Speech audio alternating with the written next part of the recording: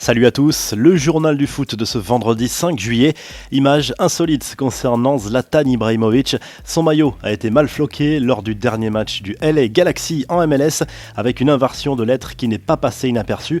Cela n'a pas empêché le Suédois d'inscrire un doublé. L'ancien Parisien qui a encore prouvé qu'il était très adroit avec ses pieds dans le vestiaire du LA Galaxy en réussissant le fameux Bottle Cap Challenge qui consiste à retirer le bouchon d'une bouteille façon arts martiaux. Ibrahimovic a immédiatement lancé le défi à Paul Pogba. Kylian Mbappé à la cote auprès des Néerlandaises qui joueront la finale du mondial féminin contre les Américaines. Les joueuses ont invité le jeune attaquant du PSG à la finale prévue à Lyon ce dimanche. Tout est parti d'une vidéo où l'on voyait la sélection néerlandaise fêter son succès en demi-finale en scandant le nom de la star des Bleus. Le joueur les a remerciés dans la foulée et les Néerlandaises ont répondu en l'invitant à venir voir la finale. Seul problème, le PSG reprendra l'entraînement lundi. La Gazette du Mercato, les jours passent et l'avenir d'Antoine Griezmann n'est toujours pas tranché. Le président de l'Atlético Madrid s'est même permis de menacer le Barça. S'ils se sont mis d'accord en mars, il y aura des conséquences, a prévenu le dirigeant des Colchoneros dans des propos relatés par le Mundo Deportivo. Rappelons qu'un club ne peut pas négocier avec un joueur sans l'accord de son club, sauf lors des 6 derniers mois de son contrat. Le dossier traîne à cause du potentiel retour de Neymar en Catalogne. Le Barça voudrait payer le transfert de Griezmann en plusieurs fois pour rester dans les clous du fair-play financier. Lyon tient sans doute une nouvelle recrue en défense. Le club rhodanien a trouvé un accord avec la Sampdoria pour le transfert du Danois Joachim Andersen pour un transfert évalué à 30 millions d'euros, bonus compris.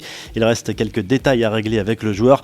Après l'officialisation de son retour à la Juve, Gigi Buffon a tenu à rendre hommage au PSG. Je veux remercier le PSG, j'y ai vraiment vécu une expérience sportive et de vie vraiment belle. Elle m'a enrichi, c'est la vérité. Les supporters ont été phénoménaux, je me suis senti tout de suite l'un d'eux à lâcher l'ancien international italien. Quelques infos en bref et en images, voici les 2 premiers huitièmes de finale de la CAN 2019 ce vendredi.